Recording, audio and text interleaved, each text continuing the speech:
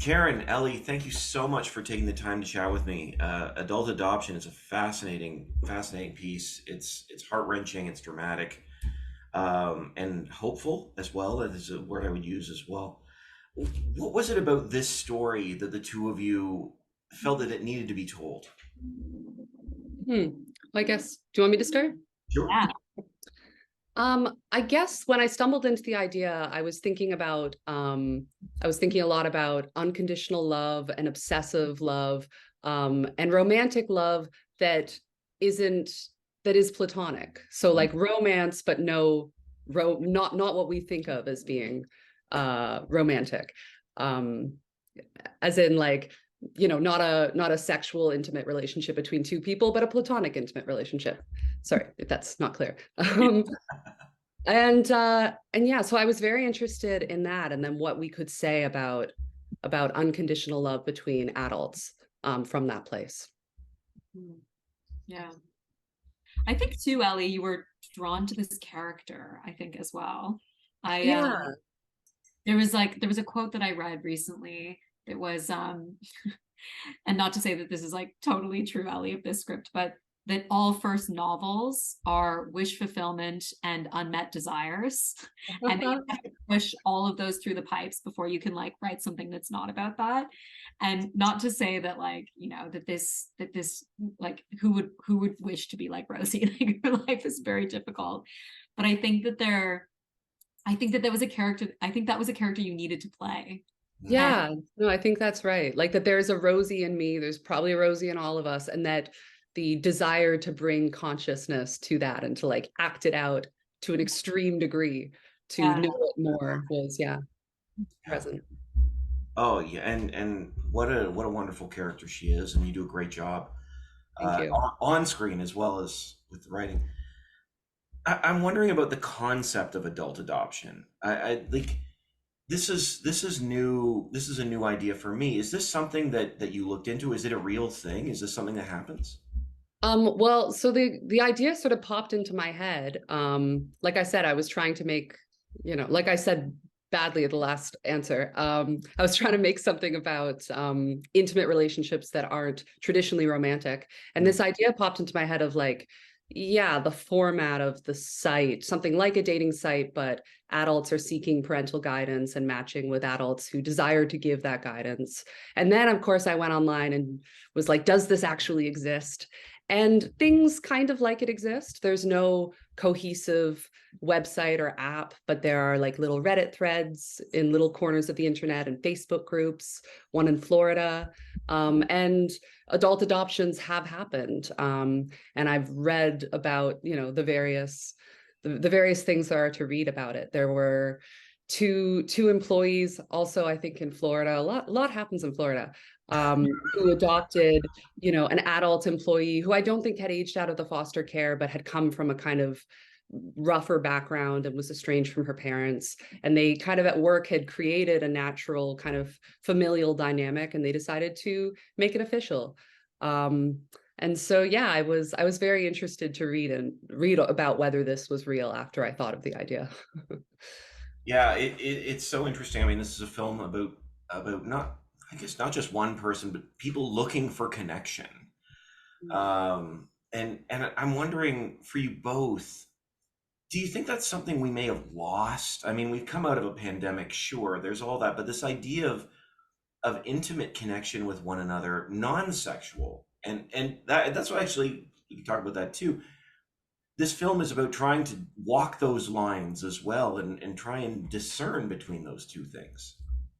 Totally. Yeah, I mean, I yeah. think it's we were supposed to film this movie like days before the pandemic sort of shut everything down. We were about to go to camera, everything was booked, ready to go, cast was locked, etc. And then the world shut down, and then we had to wait a year to actually get it back up and running again. And it was such an interesting year for this script to marinate in, because I think when we all came back and we all were a crew together trying to make this indie movie, essentially with, the large overarching subject of it being loneliness and the desire for intimate connection, it was pretty palpably felt, I think, by everyone who worked on the film. And I often say too that, you know, during the pandemic, like I was single, I lived alone, and you know, it was a rough time.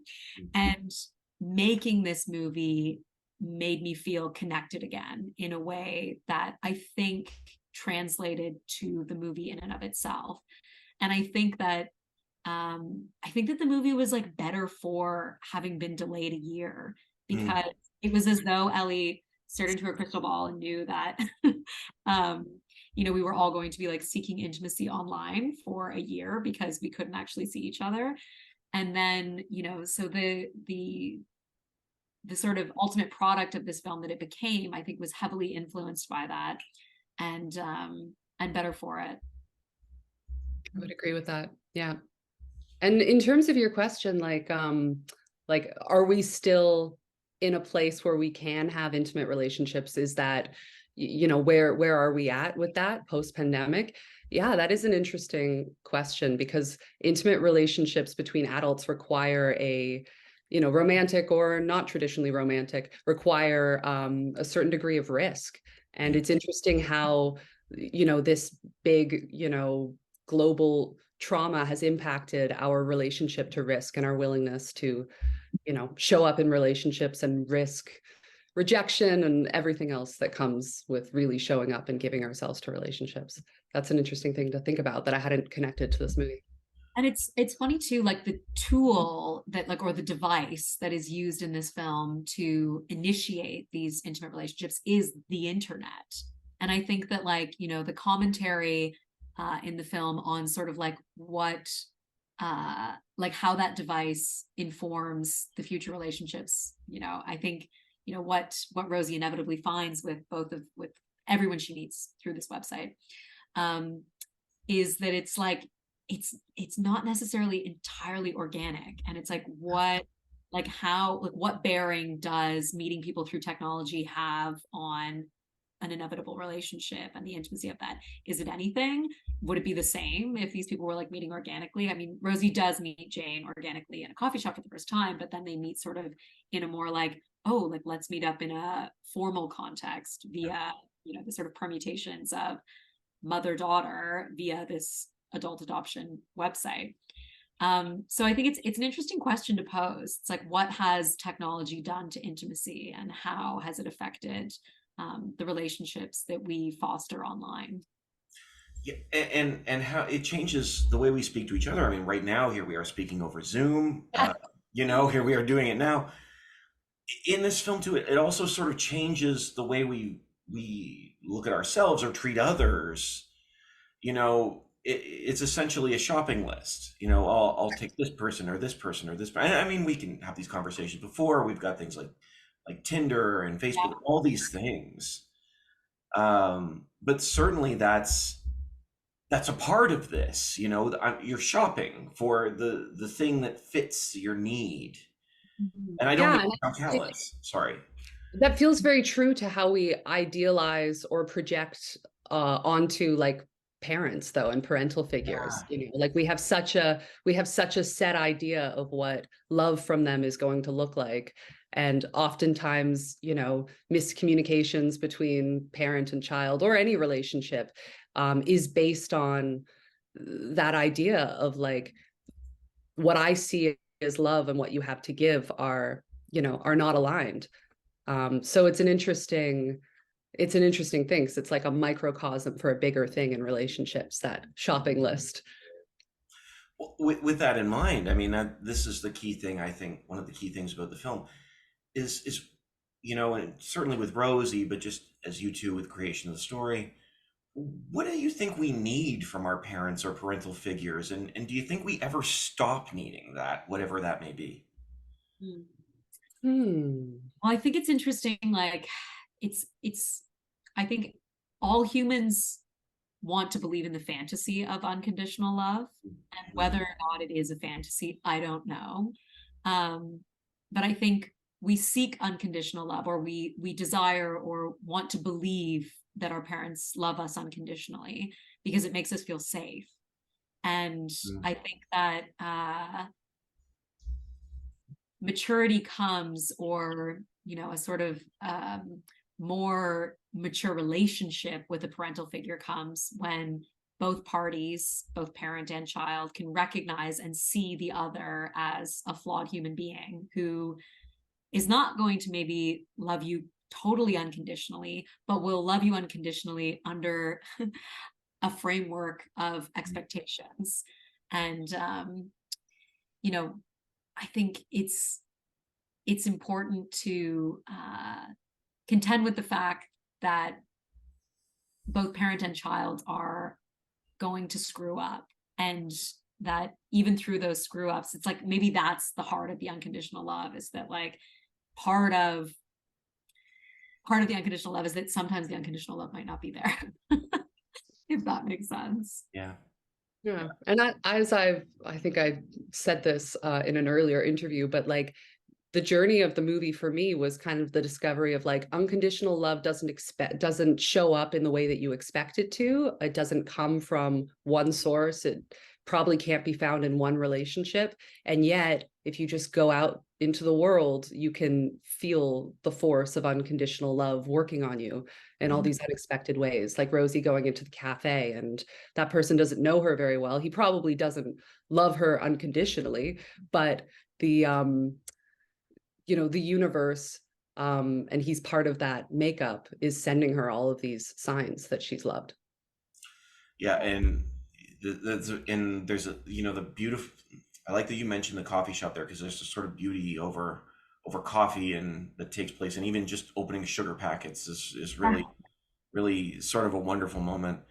And I like that you both talk about sort of the imperfection of unconditional love, because I mean, without giving anything away, there's this scene where, of course, where Rosy is chatting with another person who says, "I'm broken, I'm human." And these expectations we place on whether it's our parents or people ahead of us or above us, that we view above us, I should say, in terms of that sort of parental role, maybe unrealistic in that way. I love what you're saying there. So with that having been said, there's also a wonderful line. I thought it sort of sneaks in there. I think it's Nola. Later on in the film, there seems to be a reference that she suggests that it's better to have friends than family. And I'm certainly, the way that we view family has changed over the years. And we use the term differently, in a totally different franchise. Vin Diesel talks about family every few seconds. But I'm wondering, from your perspective, do you agree with that? Is it better to have friends than family? And if so, why? I think what Ellie said earlier about the fact that unconditional love doesn't necessarily show up the way that you think it does. I think that I don't know if it's better to have friends than family, but we talk, part of the colloquial jargon of the day is like chosen family. And I think like that's like a very, I think it's a nice way to enter the universe in a way, because it's sort of the notion that you're not going to get everything you need from your family necessarily, and so friends can become a sort of chosen family. And you can God, I'm gonna use this quote, you might not get what you want, but you might get what you need. It's just one of those, like, I think with friends that's sort of maybe the case. Yeah, it's an interesting question. I kind of, my response to it is sort of like, I think once you become an adult, family, if they're going to stay in your life, family kind of transitions to being friends anyway, because you're choosing to be there. You're having a much more mutual relationship. I'm not clear that I have like a clear distinction between family and friends after the person is an adult. Yes. Yeah. That's interesting. Yeah, I guess that's true, because you almost have to redefine those relationships as an adult. Certainly, well, I guess you do. I mean, in this film is very much sort of about that, missing that and trying to navigate those things. Yeah. Yeah, no, it's such an interesting film, and you know what? And just I know we're running out of time, but I just wanted to ask you this as well. I think there's a moment. I believe it is Rosie who says flat out, "I'm not even a real person." Yeah. That is a devastating line, and it's a fascinating one. I'm just wondering to you both, what do you think that means to be a real person today? Hmm.